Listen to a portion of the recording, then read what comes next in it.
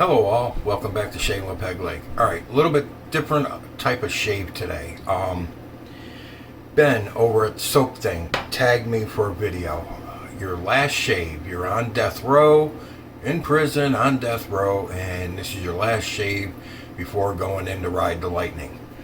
To go on the electric chair. Okay. So I'm going to do this a little bit different than he did. I'm doing this if they let you have the soap you wanted to do your last shave. But otherwise, you're getting items that they supplied. Couldn't have a razor that you like. You have to use one of their disposable razors.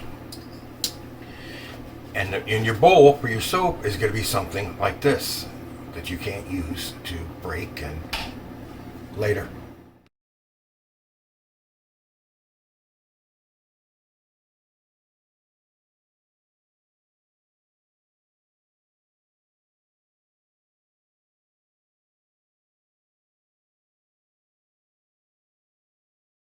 Hello all, welcome back to Shaving with Peg Leg. Alright, a little bit different type of shave today.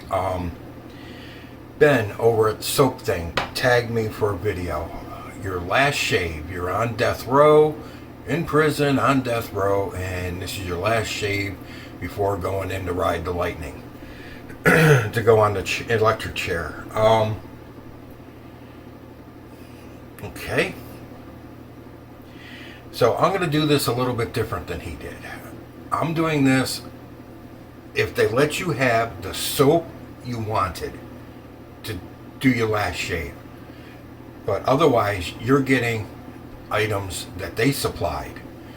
Couldn't have a razor that you like. You have to use one of their disposable razors. And in your bowl for your soap is going to be something like this that you can't use to break and make a weapon out of. Just a Styrofoam disposable bowl. Although I do have the glass for the bottle for the splash, which I would assume that they would put a little bit in some kind of little plastic measuring cup or something, or paper cup that like hospitals used to use. They put the pills in the little paper cups, and sometimes restaurants have tartar sauce in it for your fish. Yeah, I think that's what they would put. I don't have one of those, so I'm just using the bottle. And they would probably put the balm in the same. No alum, no witch hazel, no nothing. Just the balm and the splash. That's all we're going to get today. Because if I was in prison, that's probably all they would give you. I said I'm just going to do it a little different than he did.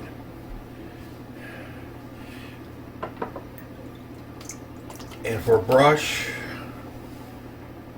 they probably allow something like this, but nothing much bigger. Just so this is the little 22 millimeter bore from Omega. I'm going to start whipping the leather. No pre-shave, no nothing.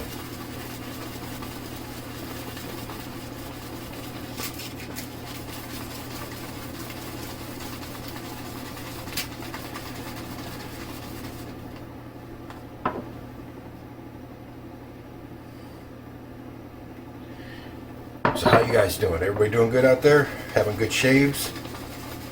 This is different. This is interesting.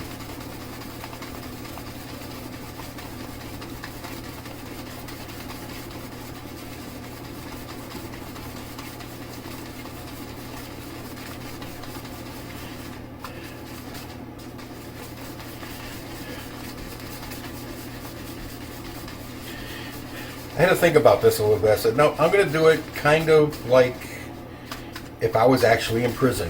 What kind of materials would they allow me and not allow me to have to do a shave?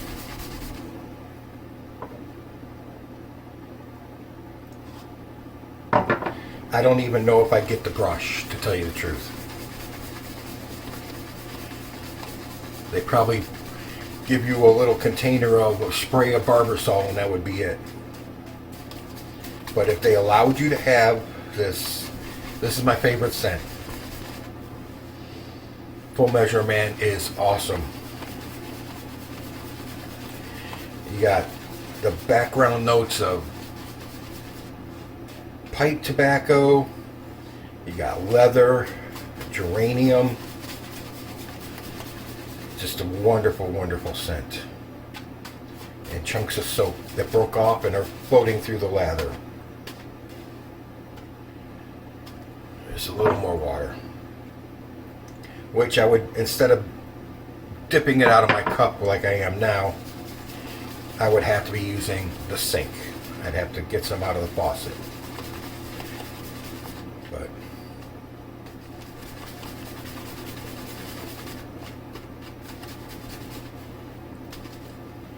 all right, that should be enough soap.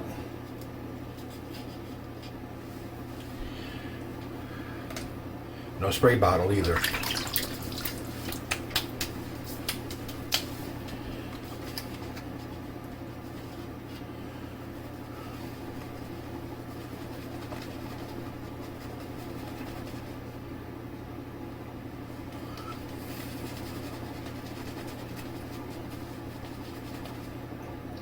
Now see, Ben, being Ben, said that he would probably be nervous doing this shave because he's getting ready to go ride the lightning. But I'm a little older than he is.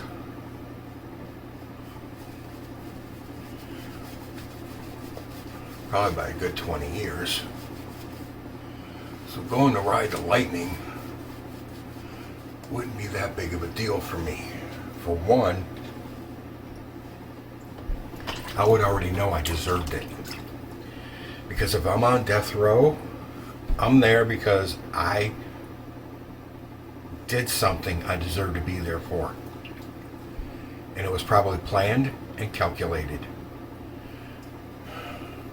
Like if somebody screwed with one of my family members and need to be taken out, that'd be fine. Disposable, two-bladed, thingamabigger.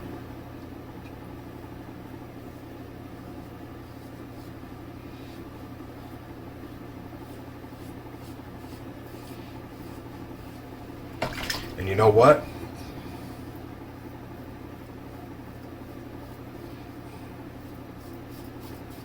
To be honest, I wouldn't even shave.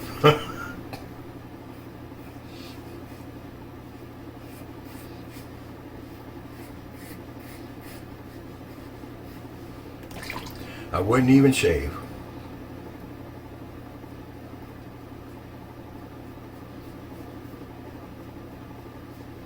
But we're going with the premise that I am going to shave before I go to ride the lightning. Okay, so what happened on October 1st?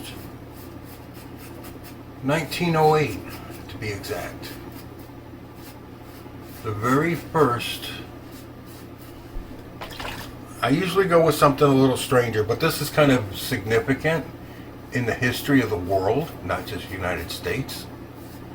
The very first Model T, Ford Model T car rolled off the production line. Now, what a lot of people don't know is that Ford, excuse me a second, had already been making cars for years. And he started with the Model A, which we'll come back to in a minute. And he got all the way up to the Model S, which was prior to the Model T. And the Model T was something new that he came up with. Hang on, let me use it. And they were made from October 1st, 1908 to May 26, 1927. They were designed by an American, Child Harold Wills, and two Hungarian engineers, immigrants, Joseph A. Galamb and Eugene Farkas. The car was also known as the Tin Lizzie, the Leaping Lena, and the Flyver. That's like 5 with an L and 2 B's. The motor in the Model T was an inline 4-cylinder of 177 cubic inches, which is 2.9 liters, and had a max horsepower of 20 horsepower, and a 2-speed transmission, low and high. They called it a 3-speed because it also had reverse, but low and high, what we call the 2 forward gears. the first models until I believe it was 1914, 1915. I'll look it up here in a second. Used kerosene or propane headlamps. And if you had a propane car, the kerosene headlamps each had a little kerosene tank under the headlamp. The propane ones had a propane tank on the firewall in the engine compartment, and it ran through hoses to the headlamps until they were electric, powered by a magneto on the engine. Now, the first Model Ts were hand crank. You've all seen those. You've all seen the videos of the hand crank cars. Okay, that's because the first Model Ts had a magneto on the flywheel, but it was a smaller magneto. It wasn't the high output magneto that other cars used that also provided electricity to the car. That magneto only provided power to the spark plugs. And you could generate enough electricity by hand cranking the motor over to get the car to start. And that's the reason they had the hand cranks, because it had the smaller magneto, the less output magneto on the flywheel. Didn't know that, did you?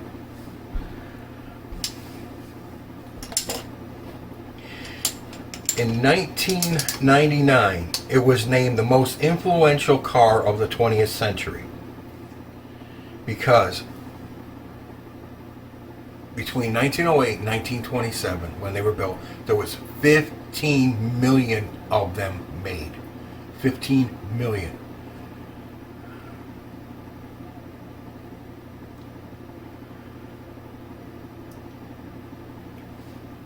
You know the famous saying that Ford had, that customers can have the car in any color they want as long as it's black?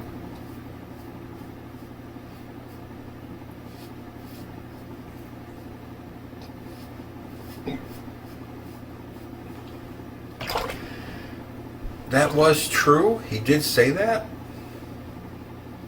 He said it in 1908.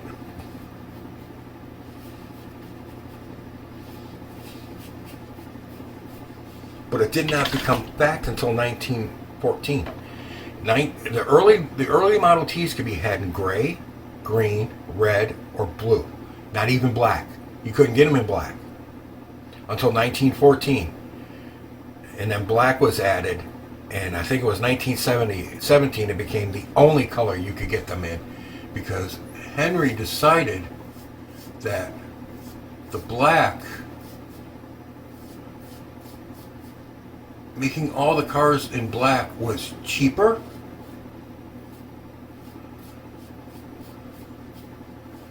the paint lasted longer, and it dried faster when the car was painted.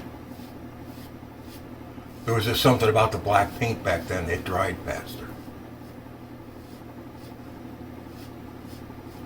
But yeah, it didn't actually become fact until like 1917. That they could only be had in black. But 1914 was the first year you could even get it in black. My face is so slick right now. Soap's a little thicker than I wanted to anyways. Yes, he did have another Model A in 1928. They came out with the second Model A because GM, Chevy, well actually I say GM, but Chevy and Buick and Oldsmobile started coming out with more modern looking cars at the time. And he decided it's a new model, it's a new look, so we'll start over with the alphabet.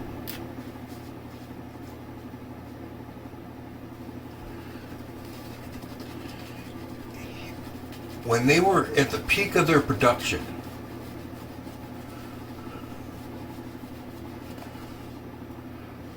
a Model T was coming off the production line every 3 minutes. Now, Ford is also credited a lot with the modern assembly line, but actually Oldsmobile, I can't remember his first name, sorry. Oldsmobile designed the first assembly line to put cars together like that.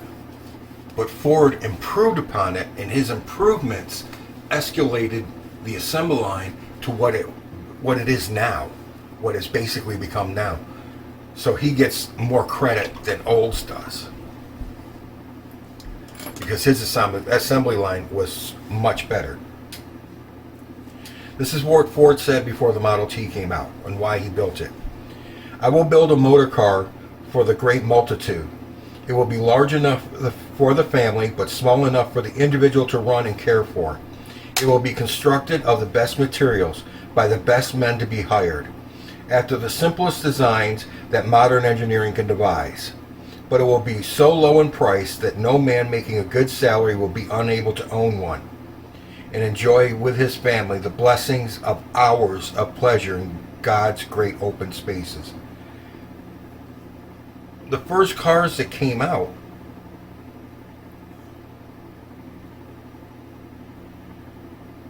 were $795. Now we think that's cheap. You can't even buy a used car today for that price. But back then, that was a healthy amount of money. But if you had a decent job, you could get one. Now Ford, I can't remember the name of the group. I saw this on something else. It was the Men Who Built America on the History Channel. Ford had to fight a group of auto manufacturers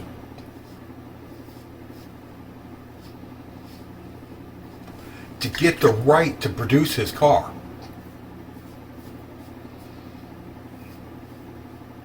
They had to go before a judge. This group of automobile producers absolutely did not want him to produce a car for the masses.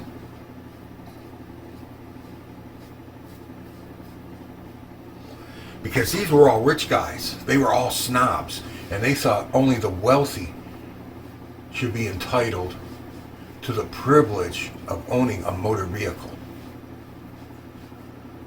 So when he said he was going to build a car for the masses, they were not happy. And they tried to stop him by not approving his design to be sold, to be built. So he had to sue them and go before a judge to prove why he should be able to build his car. And he won the lawsuit. And that group, after he won that lawsuit, that group folded because they had no influence anymore. They lost. They were done. After they lost their court case against Ford, they had no influence. They were completely gone. Anybody could build a car any way they wanted after that. And they knew it, so they just folded. Well, my prison shave's coming along decent. I got my normal pickups. Actually, not even on this side, just this side. And on the neck.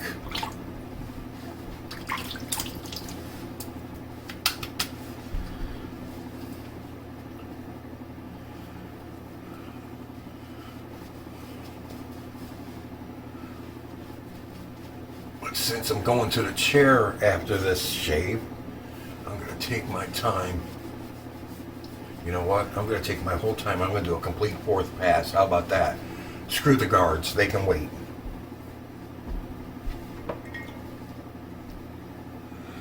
That's what I said. Screw the guards.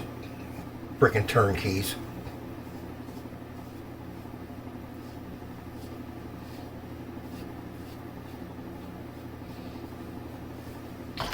Sorry, Chuck.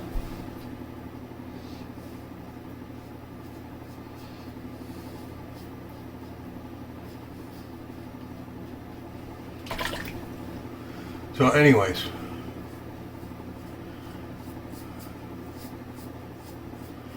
at one point, all right, when the 10 millionth Model T rolled off the production line, when the 10 millionth one rolled off the production line, half the cars in the United States were Model Ts.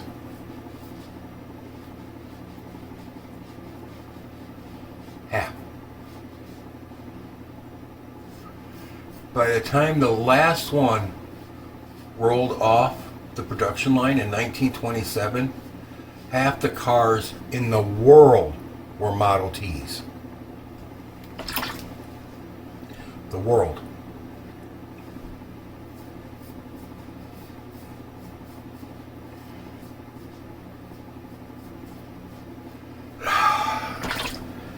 Look, I was just a kid when we had a Model T on the farm. It was a 1924. We used it to power, our farm was separated. Parts of it were on one side, parts were on the other, of the Erie Canal. We called it the Barge Canal because that's all that was moved up and down it, was barges with product being shipped from city to city. We just called it the Barge Canal because we were simple country folk. But it was the Erie Canal. And we used to pump water from the Erie Canal into a tanker. And the tanker had a pump to push the water out to water our crops. But we didn't, the pump on that tanker was expensive to fix, and the Model T was not. So we used it, we had a pump, and it drove the, what you did is you put one wheel up on blocks in the back. You take that wheel off, and you had a hub that you put on that was about that wide, and it had lips on it, like today's car rim, but it was flat in the center instead of dished in. And you put a belt on it, and then you put it to the dry pulley on the pump, and you could power the pump to suck water from the canal into the tanker, into the tank, and then we just used the pump to spray the water out from the tank to water the crops. Okay. We also used the Model T to power the conveyor belt to the second story of the barn, the hay loft. So when we baled our hay, we backed the trailer up next to the conveyor, and the Model T was there, and it drove it. And if you had two guys up in the loft taking the bales off the conveyor belt, you put it in low gear and let it go slow. Well, slower. And the two guys had time to get the bales off instead of them just starting to stack up and then fall back out the window or bottle up the whole works. They had time to get, if you had four guys upstairs, you put it in high gear so it would run faster. And if you're on the trailer, take it, you had the conveyor belt, and then you could back the trailer up like so, because the trailer was approximately 4 feet off the ground. The base of the flat part of the trailer was approximately 4 feet off the ground, and you could back it up so it was partially up, so you didn't have to start at the very bottom. You could start 4 feet up or so up the belt, off the trailer onto the belt.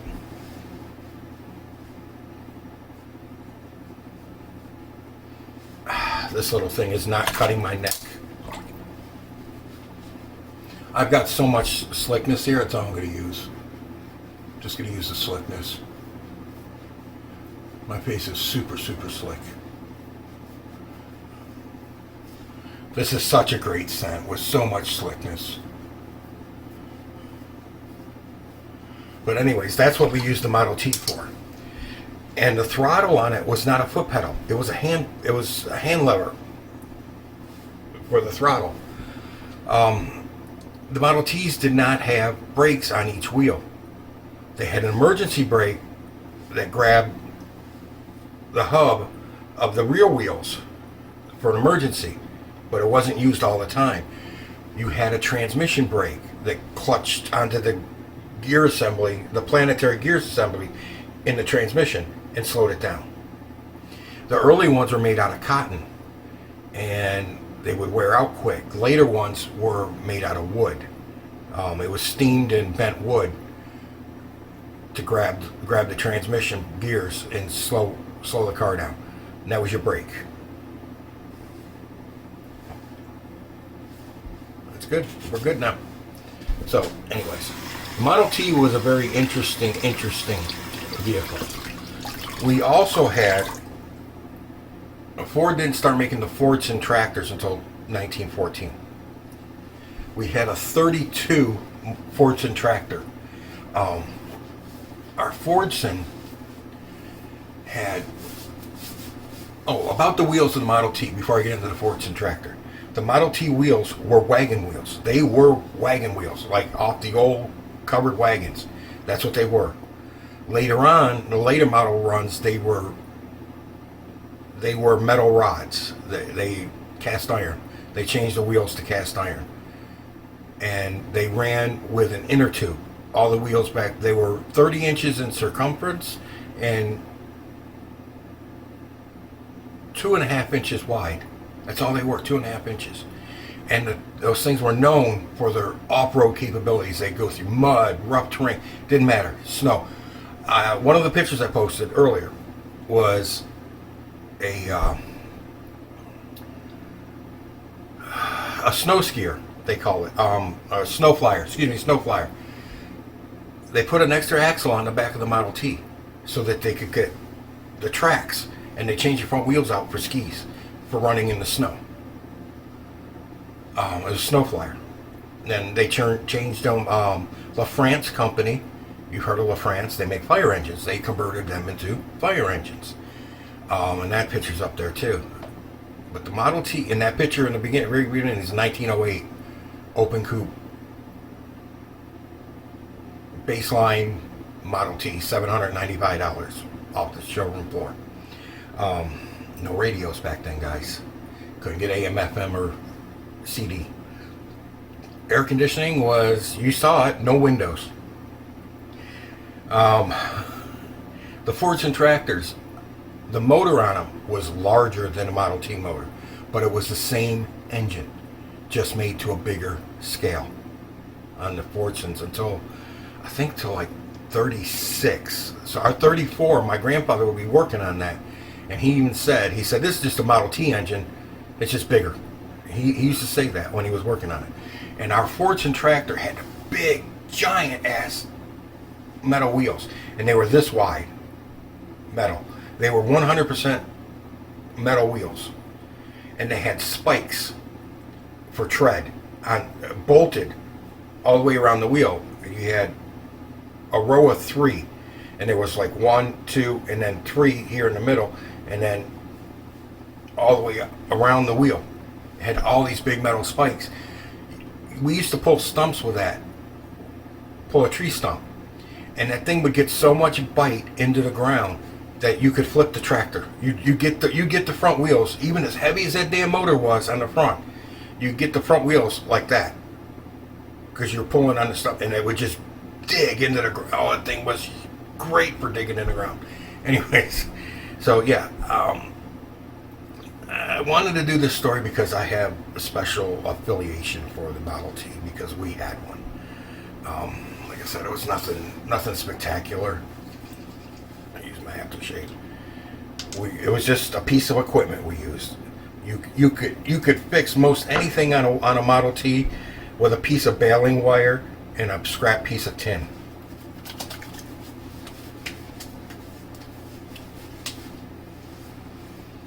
Oh, this is where your pipe tobacco comes in. Hard. And the leather.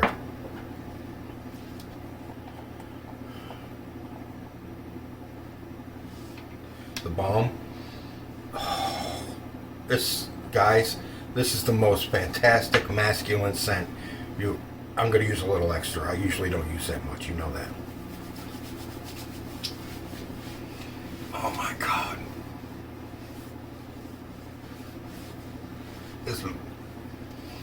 This is up.